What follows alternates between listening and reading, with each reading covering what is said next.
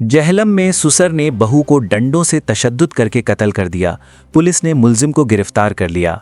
ये अफसोसनाक वाकया जहलम के थाना चोटाला के इलाके मड़ियाला में पेश आया, जहां घरेलू नाचाकी पर मुलजिम जावेद इकबाल ने मुबैना तौर पर अपनी बहू को डंडों से तशद्दुद करके कत्ल कर दिया।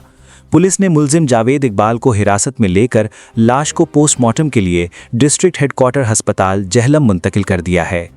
पुलिस के मुताबिक मकतूला का शौहर मेहनत मजदूरी की गर्ज से मंडी बहाउद्दीन में मुकीम था। पुलिस का कहना है कि मकतूला और उसके सुसर के दरमियान अलहदा मकान के मामले पर गुज़िश्ता कई दिनों से तनाज़ा चल रहा था। पुलिस का मजीद कहना है कि मकतूला के सर पर डंडे लगने से हलाकत हुई है। पुलिस ने जाए वक़ुआ से शवाहिद इकट्ठे कर लिए हैं, जबकि मुलजिम से मजीद तफ्तीश जारी है। हुक्काम के मुताबिक वाक़े की तमाम पहलुओं से तहकीकात की जा रही हैं और कानून के मुताबिक कार्रवाई अमल में लाई जाएगी।